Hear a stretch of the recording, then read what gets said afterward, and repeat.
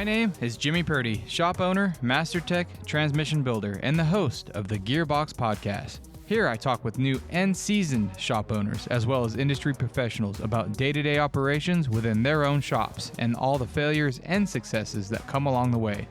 From what grinds your gears to having to shift gears in the automotive industry, this is the Gearbox Podcast. Are you just starting a shop? Is that right? Yeah, so I've been in business for 2 years now. Okay. And it's been a rocky road. Yeah. But all of this past year, I've just spent learning business, learning numbers. After my first 6 months of business, I quickly found out I cannot run a business like this. Yeah. So, well, you can't afford to. No, I mean, you not could, at all. but you can't. You can't. Yeah. You can do it like that, but you ain't gonna afford it very long. No, definitely not. Yeah, it was the first 6 months, that's for sure.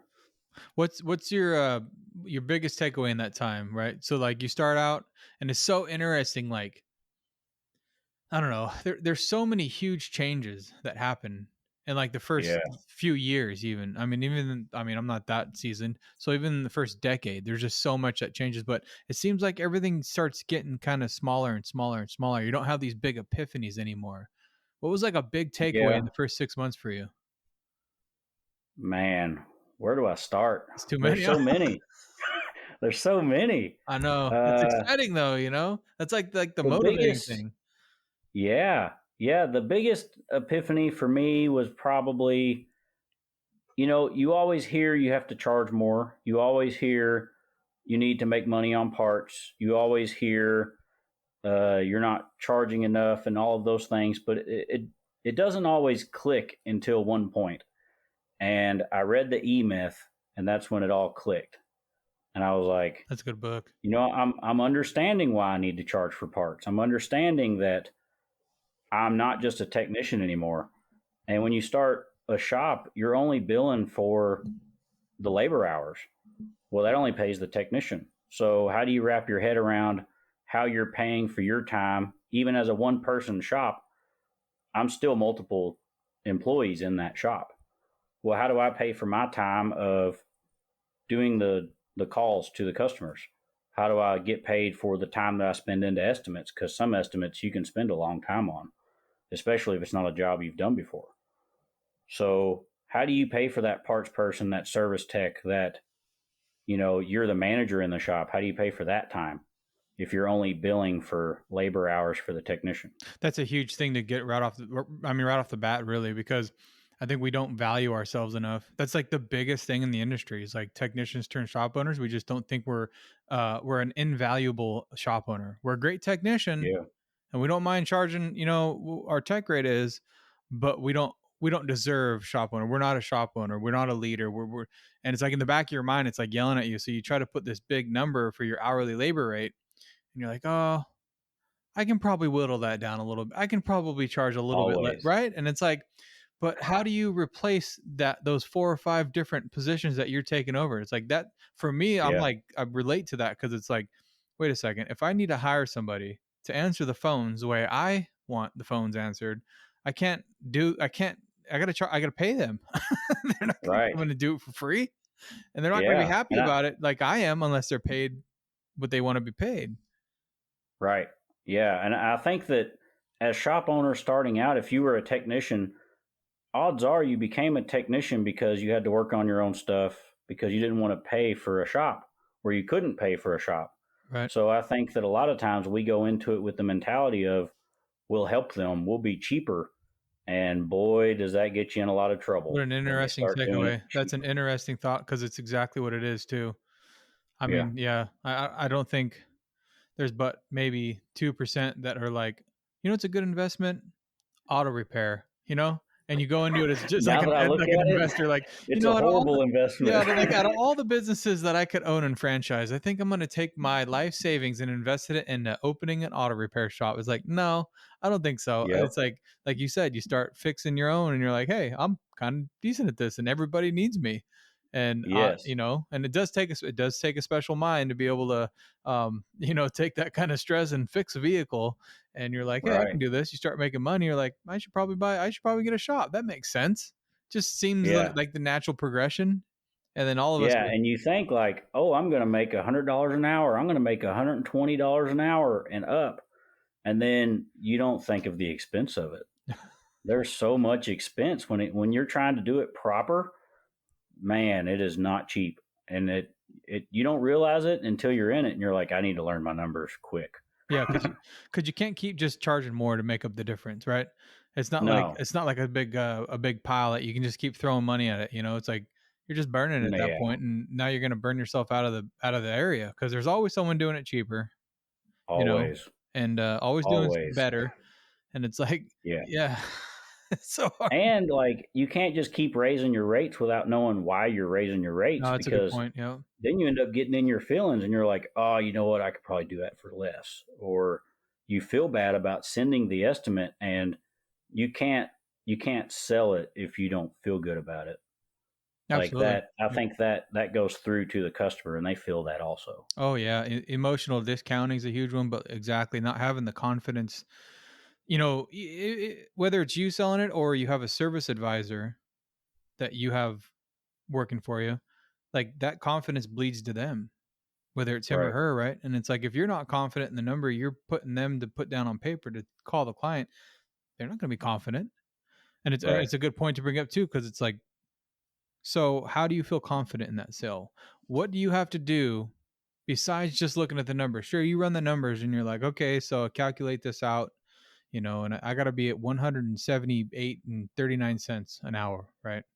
However your Yep. calculation comes to it. But then you look at that number and it still goes back to square one. Could I afford to do that? I couldn't afford Right. to put a transmission in this vehicle for $6,000. Well, Yeah. it's not your pocket. You're not paying for it, man. Right. You don't know what's going on in their life, and it doesn't, not that it doesn't matter, but it doesn't really matter. Yep. You know what I'm saying? Like, Yeah. and so it's Yeah. A hard. lot of times we care too much. You know, we didn't design the car, and when you hear technicians say that all the time, I didn't design the car. It's not my responsibility to keep it running. But I think as shop owners, most of the time we want to help people, and you see that big number, and if you don't know why that big number is what that big number is, you don't feel good about selling it. And if you don't know why you're charging what you're charging, I just think that's a bad path to go down, really. Oh yeah, I mean, how can you feel good about that? You know, Yeah. and so your technician background, how did that Mm. start out for you? How did you end up in the industry?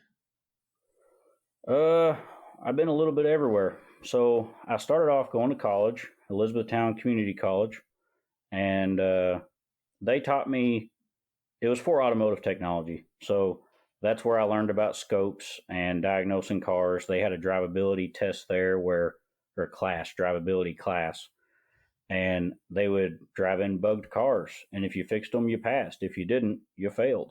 And A that's how bugged that car? class went. Do what? A bugged car? Is that what you said? Yeah, yeah. The instructors would bug the car, so you'd have to pull it in there and diagnose what's wrong with it. There'd be there'd be Oh, I see. Okay, classroom okay. stuff, Yeah. Not like a but tracker, yeah, not like the CIA watching you. Like no. they would like disconnect this. I was like, you're taking me back to my smog days a little bit. I'm like, what were we talking about here?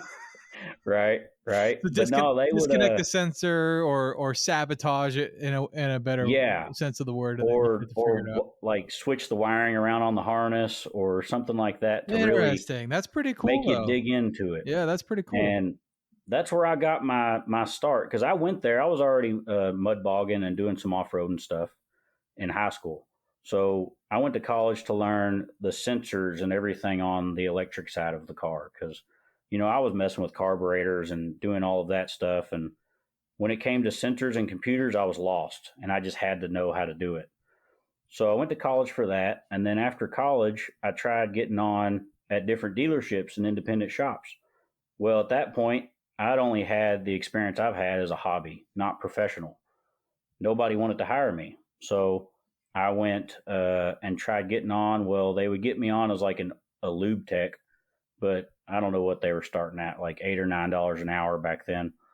So I went to being a heavy equipment mechanic in a mine because they started me out at $14 an hour.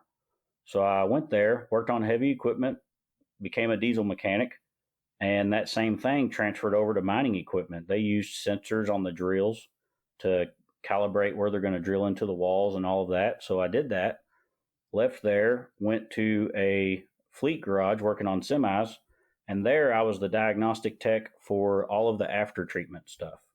So everything with SCRs and DPFs, all the emission stuff on diesels. We worked on reefer units. I became a 608 certified for reefer units. And yeah, while I was working at the fleet garage in the mine, I always worked on cars at home, ran my side business, and that side business ended up becoming a full time business. After I left the fleet garage, I left the fleet garage because it was a second shift job and I worked a lot of hours. Um, well, I was going through problems in my personal life, ended up going through a divorce, left there, went to work at a dealership. And after working at the dealership for about 3 months, when the divorce was final, I opened up my shop full time. And that's the position that I was in. Just dove right in. Yeah, So yeah. I was starting the shop before the divorce, and the divorce hit like weeks before opening date of the shop. So had to re-plan things. And yeah, I've been a shop owner ever since. so transitioning from the heavy equipment or the mining field into like the civilian, I guess you'd call it, Hmm. auto repair. You said you did it a lot on the side, but as far as formal training or like getting into the auto repair, is that just you had a knack for it? Or was it something you've always wanted to do more versus than going down the route with the heavy equipment? Yeah, I've always wanted to be automotive. Okay. For my training in automotive, when I went to diesel equipment, not to make any diesel guys mad, but it wasn't that in depth. Like the automotive technology is really in depth. And diesel stuff now, yeah, they're getting some sensors and they're being more technologically advanced. But as far as the heavy equipment went, there wasn't that much thinking that had to be done. It was all just big, get dirty, work hard stuff. Yeah, heavy. Um, Pretty obvious when it's yeah, broken. yeah. I mean, and then the semis we worked on, I worked in a fleet, and they got rid of them at 750,000 miles. And those semis, they just run for 750,000 miles. Like, there's not much that goes wrong with them except for the after treatment stuff. So that's why I went into that, because it was more reading scan tools and digging in deep on electronics. I like doing that stuff. That's what I've always been, as the diagnosing kind of guy. I see. Yeah. So when you pivoted into your shop, is that what you tried to specialize in? How was your first kind of year of like sifting through everything, right? Like eventually everything comes out in the Yeah. wash, and at the end of a couple of years you realize, okay, well, I guess this is what my shop's going to do. But was there a Yeah. direction you tried to push it? I tried to push it towards diag. Okay. And as our industry is famously done, we've never charged properly for diag. Yep. And man, did it hurt me. Mm-hmm. And I had to reevaluate how I was doing things, how I was charging for it. And that's what I advertise the most. You know, when you open up a shop and you're advertising, you get what you ask for. And I was asking for diag stuff. I was advertising that I could diagnose things. Shops were sending me things. There was cars coming from 3 hours away that nobody else could figure out. And I spent so much time on them problem cars that it really just it broke the bank. You know, Isn't that a there wasn't sad? any That's just profit a there. sad state of affairs, though, isn't it? Yeah, I big mean, time. like that. It just takes a different individual to have the, well, for one, the confidence, and then for two, the tenacity to stay after it and know what you're looking at, right? For one, Yeah, and then like, because there ain't no yeah. book for that. Like, you can't. Hey, what's the sensor? No, What's the range? I mean, you can look up ohm specs or whatever, but we all know that's just nothing. I mean, everyone's looked through a flow chart and like, yeah, this is garbage. Like, this doesn't yeah, help anybody do anything when it comes to a complicated problem, right? And it just yeah. I blows don't me even look away. at flow charts. Yeah, like, right? Like, yeah, sure, it's great to get in the habit of like going through a process. That's it. Yeah, Like, not even the process that they're showing you, but just like if you're not good with going through a process, that's about all it yeah. teaches you. Like, But like, I didn't even know that flow charts were a thing until like a year ago, because in college, my instructor John Chisholm, I always throw out plugs toward him, but uh, he didn't teach us no flow charts. He didn't teach us with Identifix. He didn't teach us with any of that. You either passed or you failed. And I've never used a flow chart. Sometimes I look at them now just as a reference for some stuff because sometimes you need a spec and it's in that flow chart. Yeah. So sometimes it's useful, but And yeah, sometimes you get so caught up in your own head that you just need like somewhere to, hold on a second yes, here. I feel like I'm in the yeah, town like 10 miles over and I need to get back to home base here for a second. oh How yeah, did I yeah. end up You just over start here? spinning circles. Right. Right. But on that point of like knowing how to do that, it's so much mental. It's like, and we're just not paid enough for that. And it's just crazy. It's a Yeah, crazy thing. And it's always something that I think about when it comes to some of the other shops, right? And you get the parts cannon yeah, or the parts changer, right? yep, Well, I plugged Mr. Paul Danner and like don't be a parts changer. But you look at right, that situation and you have a repair that costs $1,000 to the client. It's $1,000. They don't care how you got there. Was it nine right, hundred dollars in parts and $100 labor, or was it $900 labor and $100 in parts? Right? right, Doesn't matter. The car was fixed for $1,000. yep, We both know which way it should have been fixed, right, right?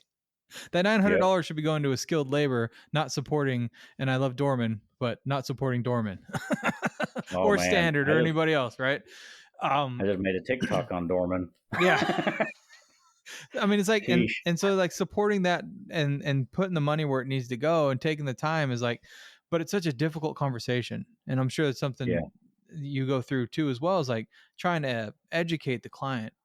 And it's like, is there Yes. like, how do you process that situation too? You're a high level diag guy, so how do you communicate that process to try to get that money for that diag? Well, it's hard to paint a picture that no one else paints the picture of.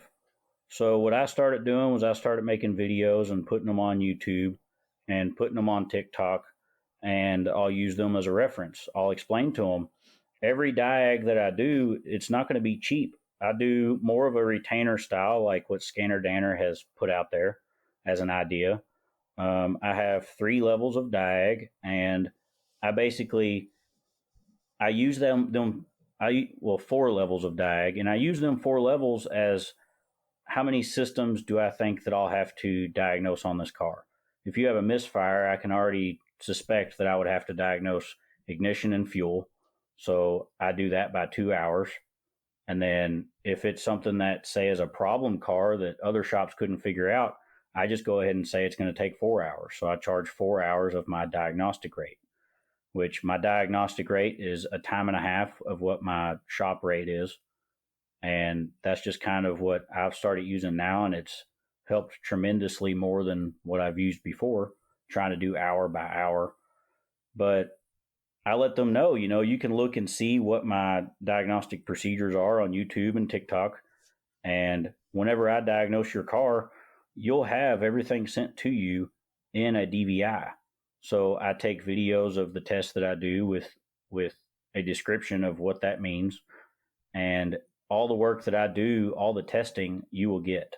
It's not that you just have to pay $400 and you just think that I plugged up to it and said that you need a new intake. Right. That's not the way this is going to go. So I think it's more just establishing trust, and that's the way that I've tried to go with it. And I tried to establish trust through transparency. Yeah, And absolutely. Yeah. And I think yeah, I think the pictures and the videos are always great. yeah, But I mean, if you really want to be the devil's advocate, you could say, well, you just have a portfolio of pictures and videos that you send out, right? Like, right, sure, sure, yeah, that's what I do. right. But I think, So whenever I do it, like I'll take a video and show the actual car, yeah, that's smart. things like that to show that it is yours. But the main thing that I try to drive home is just trust. And I mean, I'm a new business owner. I'm learning.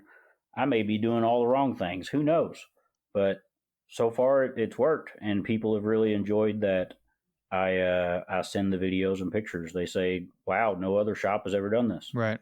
Well, and it's So like that. Like I said, it's not like that's a standard, but there's definitely a 1%, right? yeah, And you're in the 1%, right? As right, far as these top shop owners that are doing things differently. Yep. but you don't see that, right? Because you're Right. in your shop, you're not in anybody else's shop. So Yeah. you're just you're just constantly doing and involving and trying to keep it more and more and more detail oriented, and you don't realize you make a small mistake, like no one noticed that because you're Right. already at such a high level. Like, yeah, you might have slipped up, you made a mistake there, but it's like, dude, everything else you're doing is like you're so far uh, divorced from what everybody else in quotes is doing, right? But on the Yep. note of like that diagnostic thing, the problem I have is you get to the point where you have a few technicians, maybe more than you can manage or really pay attention to, and you get this diagnostic rate, and now it becomes an SOP. So you're charging $400 for this misfire diagnostic, or Mm. I like to call it an advanced assessment. I don't like using the word Yeah. diagnostic, but regardless of that, you you have this these billable hours that are being charged, and you get down to the last bit of it, and hey boss, I didn't really find anything, everything looks good, and come to find out it had low compression, right? And it's like Yeah. something that should have been checked off in the first 5 minutes, Right. and I think that's a big problem when it comes to the diagnostic stuff. It's like a gut punch, right? Yep. Especially someone in your shoes that takes pride in your Yeah. diagnostic capabilities, and you hire somebody, and this technician is high level and he does a great job, and then all of a sudden just misses the mark, and now that $400, like, how do you explain to the client, look, so we found out you have low compression, you charge, and and it's going to cost you $400, $500, $600. That's a tough conversation, It's like, Yeah. and it's like, how do you backpedal from something like that? I honestly think that with something like that, it's just how do you sleep good at night? Yeah. So I'll start and say, okay, it'll be $400 for me to diagnose your car. And it's happened to me before. I skipped over one. I did a relative compression check on. There's even a YouTube video out on it. And I counted all the cylinders, and it was 8 cylinder, and there was only 7 compression strokes. Right. And for some reason, I counted 8, and I continued on and chased my tail, and it had a dead cylinder the whole time. And what I did with that client was I just didn't charge him that whole amount. I charged them what I thought that I should charge them. Yeah. And I mean, people make mistakes. It's Yeah. just, that's another thing with shop owners. It's like everybody makes mistakes. It's what are you going to do about it that makes you good or not? That's And a fair point. I've chased money for my whole life. And after divorce, money ain't the most valuable thing. So, Yeah. Isn't that like the biggest, most calming thought? And I yeah, think, I mean, it helps to have a little bit of money to relax. So once you get like once definitely. you get once you once you get a little bit in the bank, it's easy to sit here and say, oh, just relax. But Oh, in the yeah. first couple of years, when you're like, hey, I got $2,500 in the account right now, and I got a two thousand Yeah. dollar payroll coming up, and then rent, and it's Yep. the last week of the month. Oh boy, Yeah. and then everyone starts No, calling that's, out sick, and you're like, what am I gonna yep. do? But you get through it, and then you're like, it's cool, It's like, Yeah. but man, like you're That's just, the life I've been living right there. Just, I think I got $2,500 in the bank right now, and it's like I don't know how much parts bills are coming up. Like I got to look at that. There's probably 2,000 coming out, but I still think just the way that my life has went, money's not the most valuable thing. yeah, it's I've made really good money, and I've made really bad money. Time with my kids is the most valuable thing. So if it means that I just got to knock off a little bit, so I feel good about, uh, I wouldn't say misdiagnosing, but chasing my tail longer than I should have, it is what it is. yeah, I'll make it on the next one. it's a tough, it's tough, and as the I think for me anyways, the years go on, you just have to try to manage it more closely, and try to put Yeah. more systems in place to ensure that doesn't happen again, because you can't become a pattern, right? And so Right. really detailed and almost asinine procedures that I've put in place, where it's like, hey, if a car comes in for a crank no start, this is what we do. But I want to look Yes. at this is what we do. But I want to this is what we do. Like Yes. Every time that I have to eat something, new SOP, yeah, new absolutely. policy. It's the smartest way to do it. There's really, what are you going to do? You're going to go through that again and have it hurt you again? It's like the You fool me can't. once, fool me twice, right? Like you like be Yeah. smart enough to like write it down and take 5 minutes out of your day to say, hey, look, that hurt, right? Yeah. Let's not let that happen again. Yeah.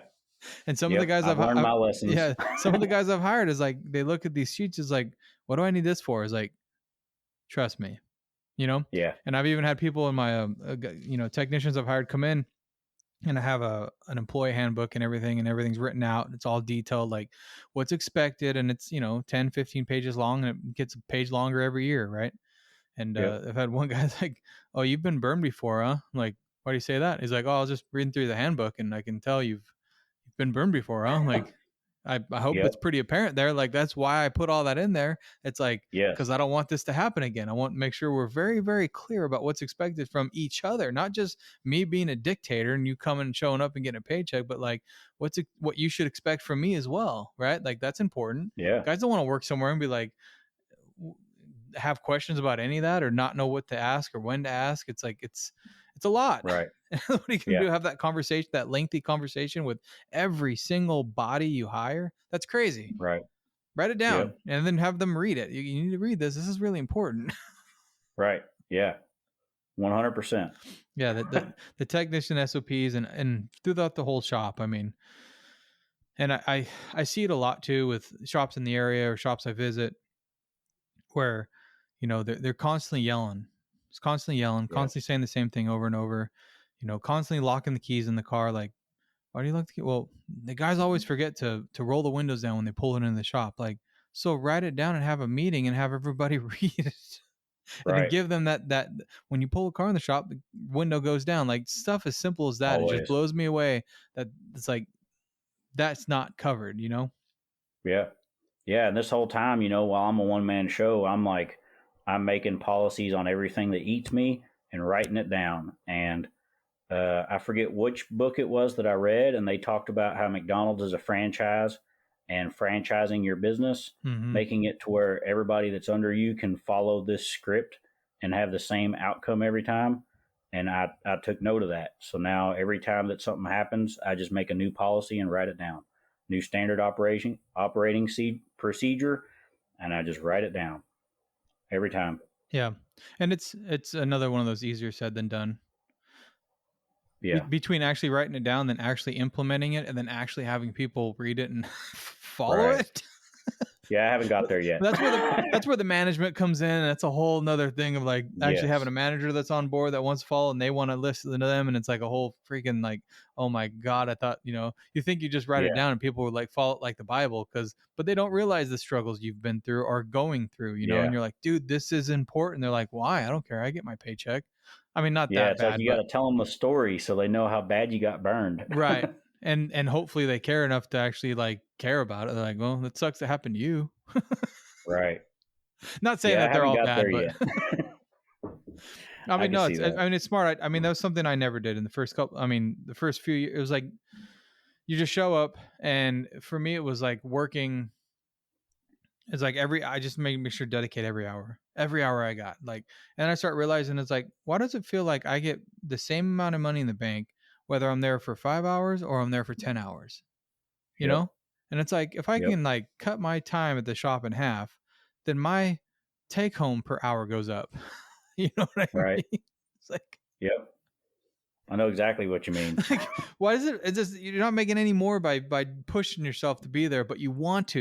It's like you got this Yeah. weird urge or something of like you just need to make sure you're there all the time. You're the first one in and the last one out all the time, all the time. Work harder, Yep. work harder. Nobody cares. It's like, Yep. More cars. More cars. yeah, the car count, right? Like, Oh man. how much does the car count really matter? It's like, does it really Right. matter, or do you focus on your ARO or what's?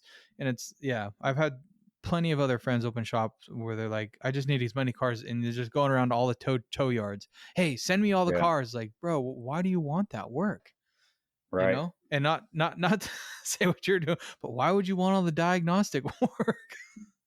Like, I advertise brakes now. yeah. So you learn though. And it's like you're not Yeah, beating your head exactly. against the wall, and it's Exactly. like take a step back. And how were you able to take a step back and see that? I mean, what was that epiphany for you to realize maybe I'm not going down the right path?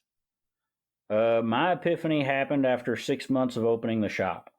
So after 6 months, it was Christmas time, and I was just more cars, get the work done, fix more cars, and then it hit me. I was $14,000 in debt, and I couldn't afford to get my kids much for Christmas, and I don't ever want to feel that again. So that's why all of 2023 I just stayed on ASOG and stayed on changing the industry and talked to everybody and learned business, learned how I was doing things wrong. Uh, when I started, I was running all of my shop management software through AllData, basically using it to do estimates and things like that. And I developed, well, I got TechMetric now. I use TechMetric, better SMS. I learned what parts tech was and sped up my process doing all that. And then after that, it was all just learning numbers, like you said, ARO, gross profit per hour, um, just everything that you need to learn financially about owning an automotive business has been my priority for all of 2023. It wasn't about car count. I just needed enough to pay the bills. You know, I just advertised enough to get the work to pay the bills and focused on working on the business instead of in the business. And how does your ego take that? I mean, as far as you having this vision to be the best diagnostic shop, and then coming to terms with like that's not realistic, Yeah. and making that pivot, right? It doesn't pay to be a hero, that's for sure. Yeah. You know, like it has to make business sense or you shouldn't do it. Like I still do some custom work. There's a lot of people that will turn away all the custom work. I work on old hot rods. I'll lift some trucks, things like that. But because of the extra time spent, I've been adjusting it too, just like I do the diagnostic work. It's a higher labor rate. You have to evolve or you're going to go out of business. Yeah. And And then there's part of it too where if there's no work, that's better than no work, right? yeah, But you also don't want to do that high level work with a terrible ELR, an effective labor rate on it, if right, the next day you're going to have some gravy work come in, right? That's going to have a right. big profit margin. So sometimes you get stuck in that rut where, well, I don't really have anything going on today. I don't know what's coming in tomorrow. And someone comes in, hey, you want to lift this thing for me or whatever? Yeah. And you're like, oh man, I don't really make that much money, but I got nothing going on. So you take it in anyway. And then And then breaks come. four in a row, right? The next day, And like then the you next, can't do them because the lift's full. right. And like the lift kit that your buddy brought in with this truck is wrong, and now you're waiting a week because you got the thing torn apart. And I mean, how many Oh times have you been in man. that situation where it's like I should have just said no? So I did this lift kit and the customer was great. He was understanding about the whole thing. And I didn't make bad profit on it. But so I took on this lift kit and it already had a lift kit on the truck. I took the lift kit off. Somebody had cut off all of the control arm brackets on the bottom for that lift kit. So the new lift kit that I got bolted up to them control arm brackets. Mm, So then now that 2 day turnaround job turned into a 2 week turnaround job because now everything that I took off, I had to cut off with a torch because it was a nightmare rust situation. I had to go to the junkyard and get the brackets off of the other frames and put it back on this frame and weld it all up. I wouldn't have took on that job if I wasn't a good welder and fabricator. Like that is not a job that somebody should just do, you know? mm-hmm. And it was to the point that like it was just cut off, truck up on the lift, nothing hanging off of the frame. Like it wasn't a good situation. But I explained it all to the customer, showed good pictures, sent it all through the DVI, and told him that we would have to fabricate it back up. And he understood charging more for it. But that's another good example of what you just said. Like you take on that lift kit because you're slow. And for the time that I worked on that lift kit and fixing the frame back and finishing it up, I could have done several brake jobs and made more money. Yeah, it's like how do you even charge for that to be fair, right? Like, Right. because yeah, you can't compensate that rack time. There's no way. But then also, No. what are you going to charge this guy? 8 grand to do this lift kit? You know, Right. and then you always have that in the back of your mind. And you want to make sure you stay profitable. You want to do the right thing, but then they go asking around, hey man, he charged me like 8 grand to do that. How much? And it's like everyone's, oh man, that's way too much, you know? Right. And so you But they don't always, know the whole story. And it's like whenever people go window shopping, like they'll go asking for a brake job over here, over there, over there. Then they come to you. Well, you're not getting the same thing with those estimates. You absolutely. know, if somebody says a brake job for your car for $150, that's not the same as the person that's charging $500 for your front axle for brakes, but giving you a 3 year warranty with it. Right. It's not the same at all. with the proper So, parts, you know, right. Yeah. brand new rotors, right?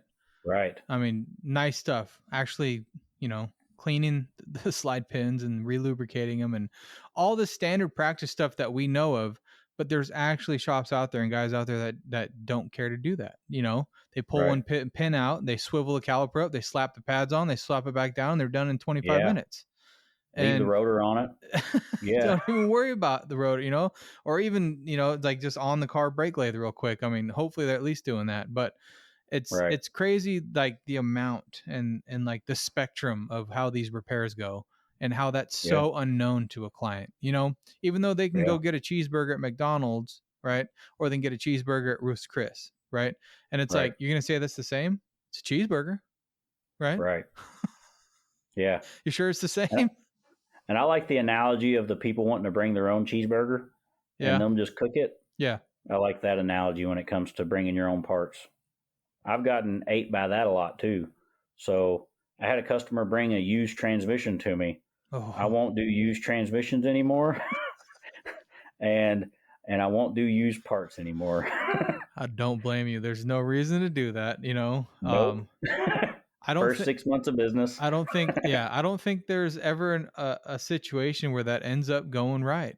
It just No, never. never. And And even then like I'm not a transmission specialist like you are or were. I'm not that guy. And at first I was taking apart transmissions because I mean I learned about them and I've rebuilt some old 350s, 400 stuff like that, some manual transmissions. But after you take apart a couple of them and you get it to work again, but then the next time you put it in reverse, it don't have reverse, you just stop doing that. I don't even open transmissions. I do a direct replacement, or there's a great transmission specialist that's like an hour from me, and I'll refer you to them. yeah, Like I think it's not for I me. might be a little on the spectrum because for some reason when that happens to me, I just need to get back in and figure out what I did wrong. But I think there's Yeah, something wrong with me. That's why it that's worked me and once. Why Diag. not again? I'm pulling it back out. I'm going back into it. Like, are you serious? I think a lot of people would have just given up. Yeah, Yeah, I don't know why, but you I had a learn. Dodge Dart that sat here for like 4 months because I would pull it in when I'm slow and mess with it and kick it back out. And it was like, I just stopped charging the customer. He was up to $1,000. He got all the stuff that I needed or all the stuff that, I had already done. But at that point, I was just too invested. I just brought it back in, like you said. And I was like, well, I mean, it's not going to do you any good sitting in your yard. So just leave it here and I'll keep tinkering with it. Yeah, Finally, I threw in the towel.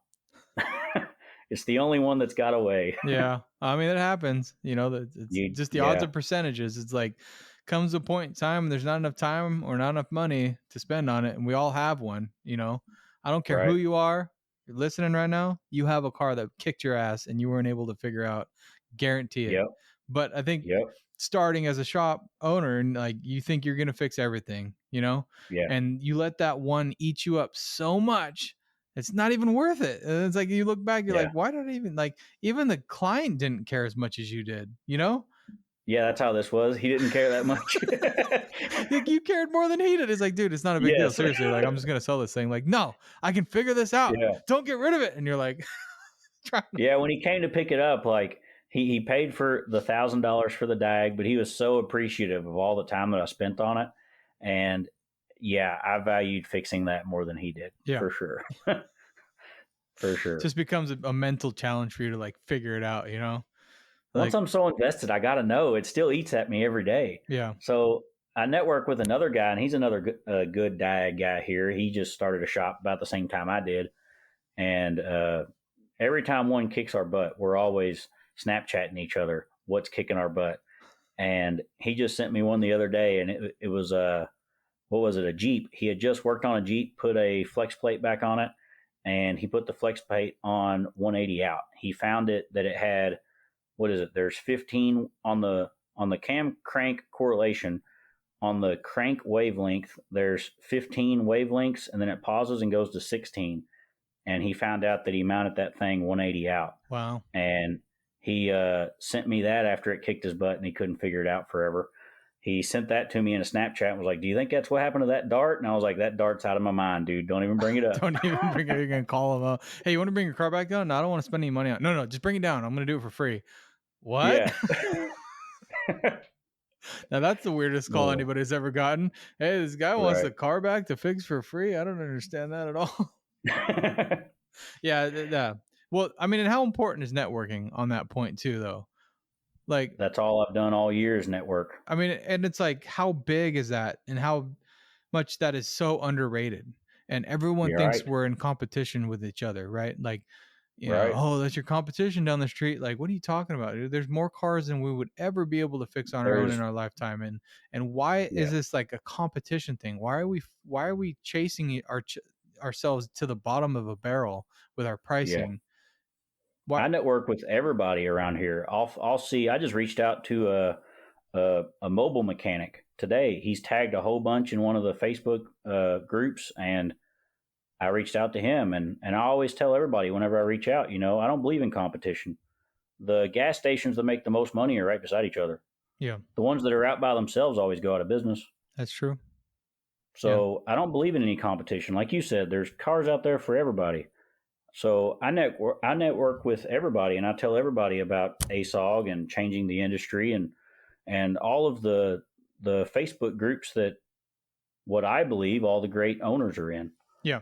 You Like I know, said, it's definitely a 1%, and it's even as big as these groups have become and are becoming. We're big numbers here, right? And it's yeah, only 1%. So there's so many more out there, yeah, and maybe they are on the same page, maybe they aren't. But it is kind of mind blowing to see how many other shop owners and how many other shops, how many out there, how many technicians are out there to staff these shops, and then to say there's a technician shortage. I don't know. It's yeah, I don't know if I'm really bought into that. I definitely think there's a lack of leadership. There's a lack of proper for sure, owners, and a lot of for guys sure. getting out of the industry because they just, they go to 10 or 15 different shops and they realize, man, this is just how all shops are ran. I don't like this Yeah, anymore because the shops they're looking for are the ones in the 1%. yes, It's a drop in the bucket. It's yeah, very for sure. difficult for them to network and get in communication with the shop they're looking for. Now, granted, there's plenty of guys that don't want that. They just, and it doesn't matter. You don't have to change everybody's attitude, but I feel like there's a lot of pull of technicians, managers that want a better shop. They want somewhere Yeah, to work where someone cares enough to advance their opportunities and advance the industry as a whole and feel like you're doing something. I mean, right. it's the reason why we fix cars, right? It's like to make a difference, Yeah, and there's yeah, nothing better than taking a car that comes in off the hook and then driving it down the street when you're done with it. right. I I mean, agree 100%. After starting up my shop, if I found a shop around me that was in that 1%, I wouldn't be an owner. right. It's difficult. It is. And it's well, and what's harder, doing it on your own or finding that 1% shop owner? Oh, it's It's way easier finding the 1% shop. maybe. I don't know. For sure. The needle in the haystack. I mean, realistically, it seems Right. like when Yeah. we're all surrounded in these groups and we all talk and we have these conversations, it seems like this is our world and this is how it is, but it's not. It's such a small it's such a small bubble that we're in.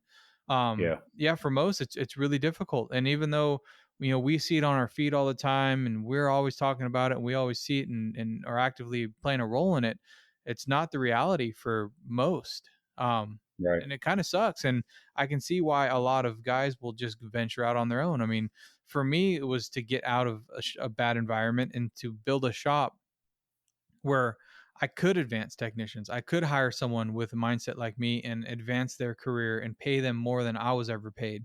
And one of the biggest Yeah. hurdles for me was getting a technician in and paying him more than I was ever paid as a technician, and then Right. realizing, wow, this is working. Like Yeah. we're both profiting, but he's making more Yeah. than I ever did. That's what I did. So I got a helper right now, and he's a real good friend of mine, and he was actually my biggest customer the last couple of years.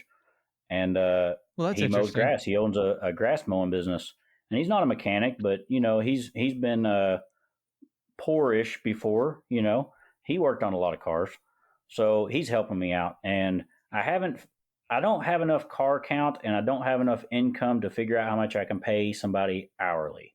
Right now, for me, it's a roller coaster. I'll be busy as heck, and then I'll have no cars, and then I'm busy as heck and I'll have no cars. So right now I'm paying him flat rate, but he's using my tools. I got 2 toolboxes stacked up or stocked up, and I'm paying him 35 an hour flat rate, and that's more money than I've ever made flat rate. Around here, you don't really get that much money flat rate. So, yeah, I definitely relate to that, and I want to be that shop that is the environment for technicians. Right now my shop is AC and heated, and that's unheard of around here, and I want to keep it that way. Uh, you said something about the power of networking. So I've been networking, and I've been networking with different business owners in other industries also. One Absolutely. of them is an electrician, and because I networked with him, he bought a property for his business and he built a shop on it. He messaged me and he was like, "Hey, I built you a shop. It's going to be this much a month." Okay, sweet.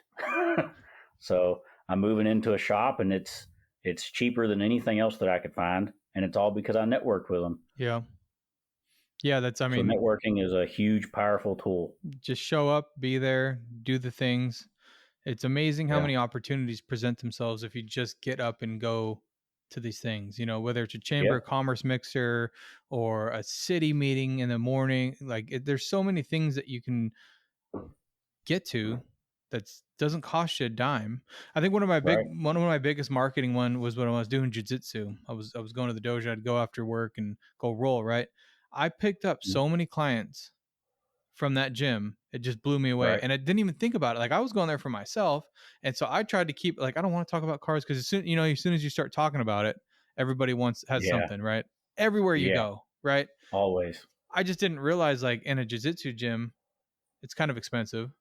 And so most of the guys are either correctional officers or CHP or police officers, or they're Mhm. usually high ranking individuals in the community, and they can afford this, repairs. I mean, of course, at the time I didn't think about it that way, but once I started realizing they started coming to the shop, I'm like, oh, I should probably let them all know what I do. Like, Yeah. because they're just looking to trust somebody. They don't have time the other day to, like, Right. start sifting through. But when you're getting intimate on a mat like that, there's a lot of cuddling going on, and like, we get to know Yep. each other pretty intimately, and like, you build this trust pretty quick. But it was just a really cool, to think back on it, like, wow, that was like, it was pretty cheap, on the grand Yeah. scheme of things, to, like, for networking. But it just goes to prove the network of it, and, like, Yeah. showing up somewhere, going to the gym, and, like, actually talking to people instead of, Yeah. like, putting your earbuds in and just putting your head down and walking around. Like, man, if you're a shop owner and you're trying to pick up business, just tell people, but Yeah. it's pretty tough because we all know, you go to any family function or anywhere you go, as soon as you say you're a mechanic, everybody wants. Yes. So how do you take that conversation and twist it into a marketing opportunity, and Right. become the salesman without looking like a salesman, Yeah. you know? And that's going to be a hard one for me. That's my goal for this year, because I'll be moving into that shop here in a month. I'll have 3 times more space. I'll have more parking for cars. So I'm going to be trying to get a whole lot more car count in because I can fit it. And I'm not I'm not good with being a salesman. Like, that's not me. I just try to market trust. Yeah. And I don't know. It's hard for me to walk up to somebody and try to make a sale. uh, for everybody. Yeah. Yeah. I don't think that ever gets easier either. It's weird. And it's extremely tough when you got to make the sale and then do the work. Right. I mean, right. And so having that separation, even one layer, even having somebody in there that like, you got someone on flat rate, just that one level of separation where you can say, hey, why don't you bring it in? We'll get it taken care of. But then you got to trust them too, because there's that moment in time when you first hire someone that you're not sure if they're going to be able to do that job the way you want it done. So Right. you're not confident in that sale, right? Like, you're in Right. the back of your mind, even though you're not actively thinking about it, you're like, look, I don't know if this guy's really going to do it. And so you got that little hesitation in your sales pitch, and everyone can see right through it right away. Right. And so it's tough. It's really tough to, like, and then even if you were the salesman, like, oh, I know I can do it, but I'm so freaking busy. And sometimes that works better because people want, like, It's like, Yeah. if you act like I'm so busy, like all of a sudden everybody starts feeding into it. It's like the rich get richer, you know, like the more money you got, the Right. more free shit you start getting. Like, Right. how does that work? why, Yep. why do all the rich and famous get free stuff? Like, well, that doesn't make any damn sense, but it does. It's just Right. how the world goes around, you know, but yeah, it was always It tough for definitely me. works like that. Yeah, it's always tough for me trying to sell something when I had to do the work, or even in the first Right. initial stages of hiring technicians. And even though they're great, you still in the back of your mind, you're like, they're not going to do like I am. And so, yeah, it's hard. It's hard to be that sales guy, but it's even harder to have the conversation with somebody or like try to avoid those conversations. Like, Yeah. if you bring it up, they're going to ask you about it, and you don't have the answer you can give them. So it's like, you know what? Just lean into it, just Yeah. be Mr. Sales Guy, bring it in, Yeah. I get in those positions and I just dread it. right, Like right. Absolutely. it's almost like when you're tagged on Facebook, like you're tagged somebody wanting a what's the word? A reasonable mechanic or Oh an God. affordable mechanic, Oh and I God. get tagged. It's like I don't want to comment. Like I don't I know. know exactly what you're talking about. Yes. Like you appreciate the tag and Yeah. you love seeing your name put out there, Especially when it's but it's like like a family eek. member, Yeah. like your mom, Right. Thanks, mom. I love you. Yeah, appreciate it. But it's not going anywhere. It's not going to be profitable. And now you have to like explain yourself. Yeah, I know exactly what you mean. I think Yeah. biggest one for me is when I stopped getting tagged in those Facebook posts from the local stuff anyway. It was like, okay, Yeah. there we go. That's how you know you're not the cheapest anymore, which is a good place to Right. be. Yeah. Like I don't want to be tagged with everybody that just posts pictures of their business card. Like that's how it is here in the local Facebook groups. It's a whole bunch of pictures of business cards. And I don't know. Like I appreciate the tags, I appreciate the advertisement, but uh odds are if they're looking for someone that is affordable or reasonable, seems like they use those words a lot. Hmm. They're looking for someone cheap. Yeah. And I'll And talk to them. If they message me, I'll talk to them. I'll give them a little, I say an estimate, but it's not really an estimate. It's more like, yeah, sure, I'll have to look at your car. It'll be this much for me to look at it. I always throw the number out there yeah. first, and that seems to separate the people that expect something for free and expect to pay for quality work. So I've begun using those as opportunities, and I've never given prices over the phone initially. Eventually, you have to. Yeah. Being a transmission shop, like you can't just like keep dangling this carrot to get the vehicle in, because then you're just wasting everybody's time. It's like if you'd have told me it'd been $6,000, I wouldn't have towed my car in here, right? So it's like Right. got you got to set the Yeah. standard. Like it's going to be in this area. But a lot of the Yeah. time with that situation you're talking about on Facebook is like a great educational time to look. Let me explain to you why you don't want the cheapest guy, and let me explain to you Right. what I'm going to do for you as a service and what I'm going to provide on the back end. Yeah. And it takes a lot of time, but I feel like it is a necessary evil, and I feel like it's something where you're not going to get through to everybody, but I think it's just important to educate, especially local, and some guys might just blow it off and whatever. Like, okay, well then that's fine, but at least at least you're Yeah. understood. Like, if you hear my name or hear our shop's name and hear that we're expensive, right? And that's going to happen as your rates go up. It's like, oh, I'd never go there. They're way too expensive, and it's just negativity, right? Yeah. And it's fine. Do what you got to do. I don't really care that much, but the more times you can explain your process, it's like it just kind of takes a little bit of that edge off. It's like, yeah, I heard he's expensive, but I also heard, right? And just like the more times you can Yeah. get it out, and it's a lot of work, but I think it's important to advocate, and make people Yeah. understand the auto industry is not just all cut and dry. It's not black and white. It's not a brake job is a brake job is a brake job. It's all different. And let me explain to you exactly what is different about it, right? Um, Right. I just think that's important, and a lot of people don't understand that. And I think a lot of times when they ask how much, they just don't know what question to ask. Like, Right. and for both of us, we've never really taken a car. I've never taken a car somewhere for a repair. Like, so Right. I don't even know what that looks like from the consumer side. What would I Yeah. ask? Like, How That was would me after I opened up shop. I'm like, I was asking people that I already knew beforehand, like, well, how did that look? Because I've never paid for auto repair. I don't even know what it looks like on your how end. much is it supposed to be? What do you ask? What is the Yeah. conversation Like, how like? much did you pay before? Yeah, right? Another great question. And it's like it's always like with like the dentist office or the doctor's office, you know? And I just recently had made a doctor's appointment and it was like that same thing where I didn't want to ask how much. I was like, I've like sold myself on my own process so much. Like I didn't want to like, so it's like, what do you want to make an appointment for? Like, I don't know, like to do, I don't know, can you do like a checkup or something? Can you give Yeah. me like an inspection? I don't know. Well, what's wrong? Well, nothing's wrong. I just want to make a doctor's appointment because I don't have a doctor, and it's I like I just don't want to even. come in for a service. Yeah, like, can you just like, yeah, is there an oil change I get or something like that? Like, how's this work? Is it every like 40 years or something? But Yeah. I don't want to do that one yet. We'll wait a few more years for that particular one.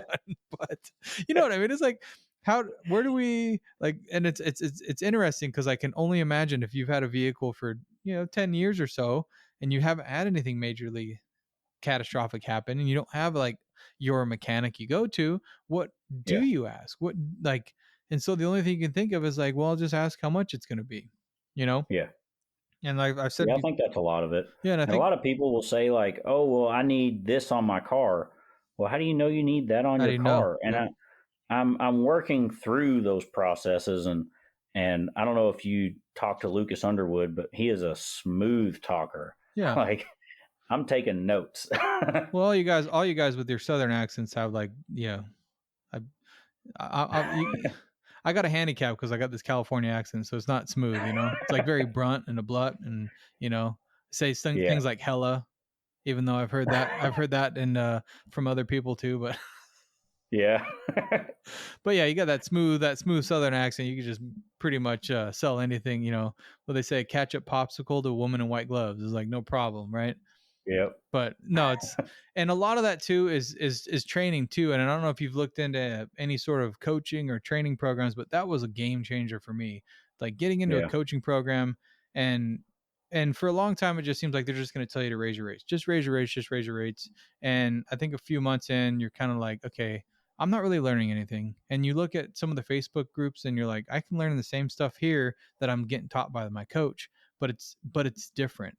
Yeah. It's a bigger network. There's a lot of other things, but the institute's got some other ones. Like Cecil is the smoothest talker I've ever met. Like that guy. I Yeah. don't know if you've ever sat in any of his classes, No, I Cecil. haven't. Oh, that guy is like that. His phone skills are like next level, you know. And he's got Really? like that type of thing where he can be like talking and then go, "Hey, Mrs. Jones, how's everything going?" And he's like all of a sudden like totally different person. You're like, dude, how do you do that? And he's got an answer for everything, you know. Yeah. It just and there was a who was I talking to? I was talking to Mike Allen. He was talking about Chat GBT, the 4.0 version, and they're using that to have like conversations. So you can hire a service advisor or yourself. You can go in there and say, "Hey, I want to sell you brake jobs. I want you to deny me 3 times, or I want you to deny me 4 times, right?" And then you can do your thing, and this thing, Chat GBT, will argue with you. Well, not argue with you, but you got to do a kind of a hard sell with it to try to sell this brake job. It's like Yeah. that's pretty cool, you know, like stuff like that. That constant friction is what makes you grow. And like getting when people say no, and you're like, what an awkward situation. Like, I don't Yeah. want to sell them any harder. I don't want to be that high pressure sales shop. But it's like, Right. I don't know. I don't even know how to like put it into words, but you kind of have to, but you kind of don't. And it's like this special skill you have to be like, well, what's the obstacle here? Right. What like your vehicle is important. It's here now. If you don't do it here today, these brakes are going to start grinding, and then somebody else is going to sell it to them. So you have to get that sell to make sure that that vehicle is taken care of at your shop.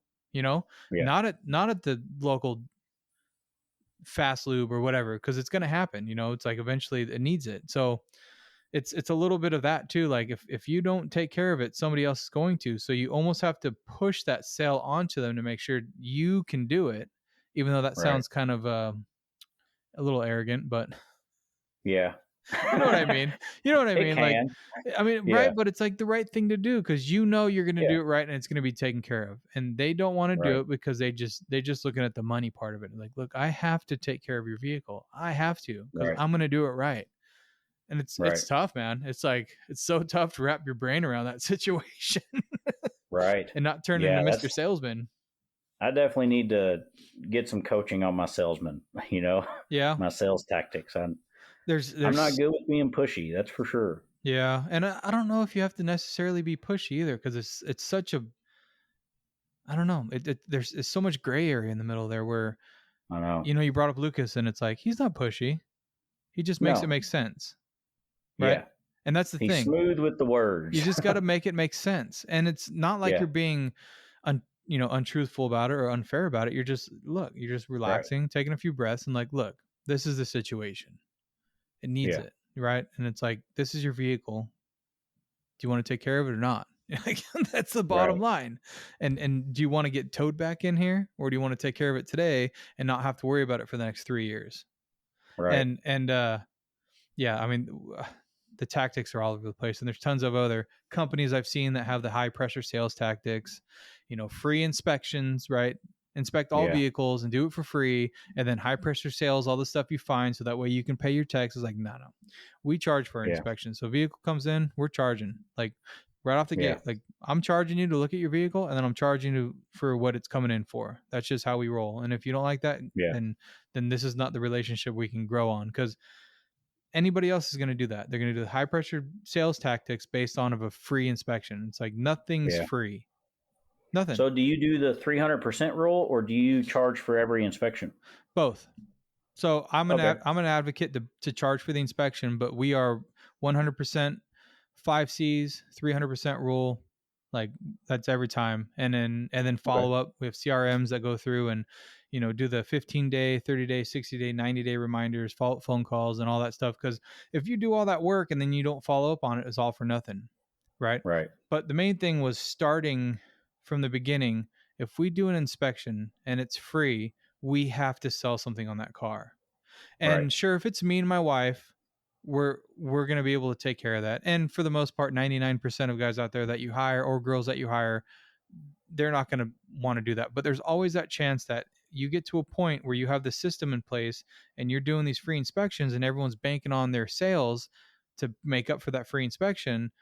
Something's going to go sideways. Like eventually Yeah. someone's going to be sold something that they didn't really need because we're having a slow week or whatever. And it's like, I'm not even, it's not even gonna be a thought. So it comes in, they get charged an hour.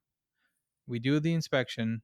And most of the time we can solve the client's problem with that inspection because we're taking an hour and looking through every part of the vehicle. And so a Yeah. lot of the time we can find what's going on, why it was there for, it's got a shake Right. going down the road. Well, we're inspecting tires in our DVIs. Hey, the tire's got a freaking bubble on the side of it. We solved the problem, right? Sometimes Right. it's not so, sometimes a little more complicated than that. So we have to say, hey, we need an advanced assessment to check on the codes or whatever it ends up being. And honestly, it all comes out in the wash. So if it came in for an advanced assessment, normally it's gonna be $300 or $400 for that high level assessment. Well, if we combine the inspection with an extra hour, ends up being the same, right? Yeah. $400 to go 300, $400 to go through and check what it is. But it also gives us the opportunity to say, hey, look, do we need to do an assessment at say 150 an hour, or do we need $210 an hour because we got a CAN bus communication fault code, right? So Right. it just sets the standard, and that's what we tell them every time. Look, you come in, this is just our starting point. This gets us all on the same page. It lets us know what condition the vehicle's in, what code's going on. Do we have rodent damage going on? Like, what does this car look like? Is it rusty? Like, there's so many Right. different possibilities that it's like, I don't even know where to set your advanced assessment at because we don't even know what the car looks like yet. And you can't, for me, it was so hard to say, well, we'll just set a standard labor rate at 170 an hour. Is that fair though? Yeah. Some cars, we do a lot of classic car stuff. Those cars, they require a higher level skilled technician, right? Yeah. Somebody that's a little bit older that might know a little bit more. So that's going to be a higher labor rate. What if it comes in and it's a Yeah. freaking 2010 Honda Civic? So the brake job on that car is the same labor rate as a brake job on a 1965 Chevy Impala. I don't think Right. so. You know, it's like, so, And the but they, parts, finding the parts. It's going to take longer to find parts and all they're that not stuff. as available. Yeah. Or the Honda Civic with 80,000 miles, as opposed to the Honda Civic with 210,000 miles that spent half its life in New York. Two Yeah. different cars, two totally different cars, Completely. same exact year, make, model, right? Two totally different Yeah. cars. So it just set the standard. But it's like, how could I ever not charge for that initial intake? It just doesn't make Yeah. any financial sense to me. I Yeah. and I get pushback on it, sure, but we all get pushback on everything. But at least that way it filters through and it lets me know, hey, this client's here to fix their car, you know, Yeah. and not just fix it, but maintain it and keep it on the road. And it's like, if Yeah. they're not willing to make that initial investment with us and our company, then there's really no relationship moving forward, because it's always Right. going to be just fix what's broken. And it's like, no, I don't. I'd rather not do anything. Right. I'd rather just be standing around then, if you don't want me to completely maintain your vehicle and keep it on the road, you know? Yeah, I'm the same way. And it's weird as a new shop owner like you, there's so many growing pains. Like you don't want to charge more for things. And right now I'm looking at like you said, the effective labor rate. How much time am I spending versus what I'm charging? Mm-hmm. And right now I do the 300% rule, but I don't charge for inspections. I do it like if the job is, say I'm getting a van coming in for brakes. I'm inspecting that van while my helper is doing the brakes. Um, but I believe that, like you said, we should be charging for all of our time. Yeah. But it's a growing pain for me to think about how to charge for an intake inspection. I don't even know how to word that, but it's something that I definitely want to do for sure. I look at it as, I think the inspections take a high level skill to be able to Yeah, properly look at a vehicle and know what's good and what's bad. That is yeah, not something you just are born with, or you gain in a year, or gain in 2 years or 3 years, maybe yeah, 3 years, maybe, to get to the point where you can actually confidently look at a vehicle in a reasonable amount of time and look at all the different aspects of it and be able to call out, hey, this has got 100,000. These are the items that are probably going to be needed, right? yeah. Um, some of it's easy. Sure, everyone can look at brake pads and know that they're worn out.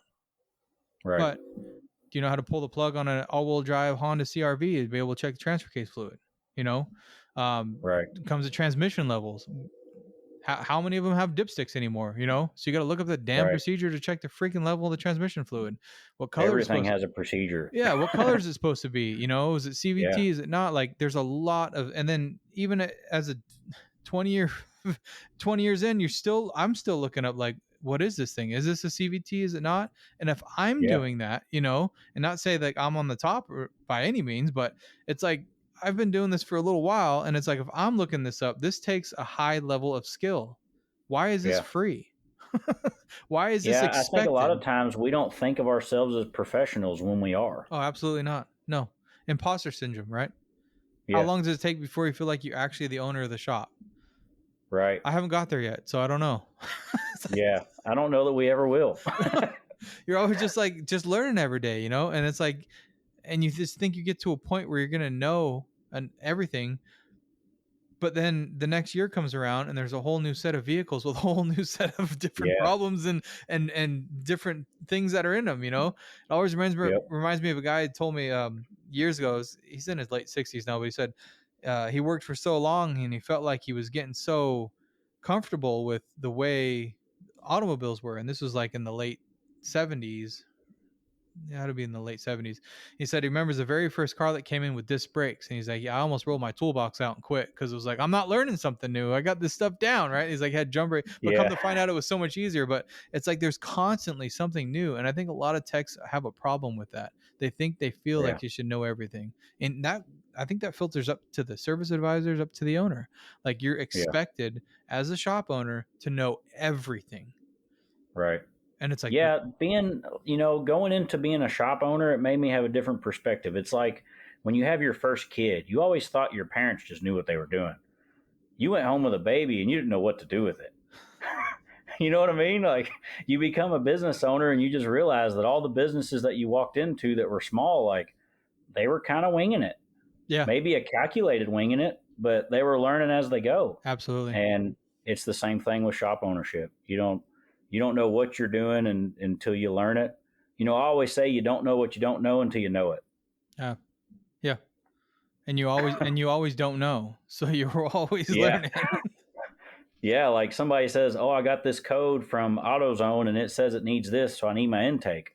And it was just a customer that just called me, and I explained to him like I can't say that it's the intake. I mean, from my experience, you have two codes that could be a million things. Yeah. So And it's how the hard same is it thing. to stop to not do that as well? When you see a code and you kind of shoot yourself in the foot and you say, "Oh, I've seen this so many times, it's probably this." That's my problem. I over complicate things when I pick up the phone here in the office. Is like I go so far into this like technical jargon that the client has no idea what I'm talking about, but nobody wants to Yeah, seem like they're stupid, so they're agreeing with me. I'm like, wait, are you following me? It's like, oh yeah, absolutely. No idea, yeah, no idea what I'm talking about. As long as I just keep yeah, rambling on, right? And that's my biggest problem. Is like I just need to shut up. Like I just need to get the damn car in the door. Just get the car here. That's my job. That's all it is. And I just can't help myself but try to help, right? And it's yeah. like you're not helping anymore. That's not Right. helping. And it's like I feel like I am. Yeah, I'm giving knowledge away for free. Isn't that helping? It's like, no. Now they come in with an expectation, and it's like, and you were wrong. Like, I wasn't wrong. They just didn't give me all the information. It's like, right. then the ego comes in, and the whole thing just goes sideways. And I should have just never answered the phone to begin with. Yep. It never works out great. And I Yep. don't know. It's pulling the ego out of that and having that technician, like you said, with the email technician to manager to entrepreneur, and trying to find your spot in the shop and find, Yeah. well, when do I make that transition? When can I become the manager? When do I get to be the entrepreneur? And I think that's like a really difficult conversation to have with yourself. Is that what you want to do? And for some they Right. don't. They want to be in the shop and work. Okay, well then you need to hire those other positions. Well, I can't Right. afford that. Well, you got to do something. And just like you said, well, I took a deep look inside and I thought I'm not making money, so it's time to put my ego aside and start doing breaks. Yes. you know? Same. 100% the same. What Like, stop asking for the hard stuff. Stop advertising lifted trucks. Stop advertising the diag stuff.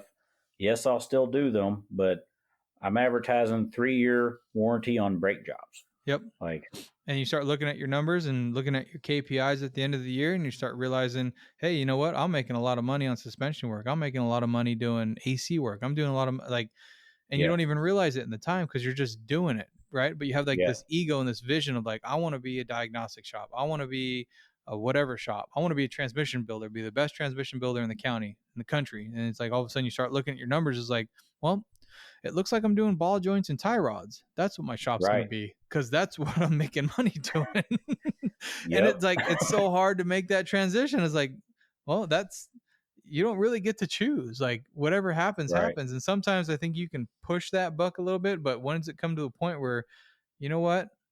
I think I made a mistake and I need to Yeah. pivot. Yeah. Yeah. You need to stop working.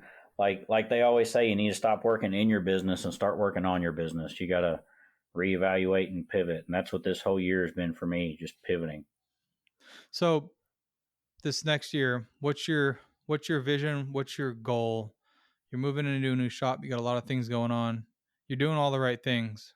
You got, I mean, you're on the right path. You're definitely, Yeah. big things are going to happen for you. What's your end goal? Like, how do you see yourself in the next year, the next 5 years? Uh, That's the it's question hard of to all say. questions. Right. Yeah. I mean, I'm always somebody that looks 1 year and 5 years ahead, but to say what that goal is exactly, I don't know. In 5 years, I would like to be an established shop that has enough work to hire employees and be the owner, manage that shop, be answering the phones, have the time to explain to customers more. Because the more that I get to talk to people, the more the trust is built and the more my shop's brand is trusted, I guess, the more that I get to talk to customers. When I'm a one man show, it's extremely hard. And since I got this one helper, it's more than quadrupled my income.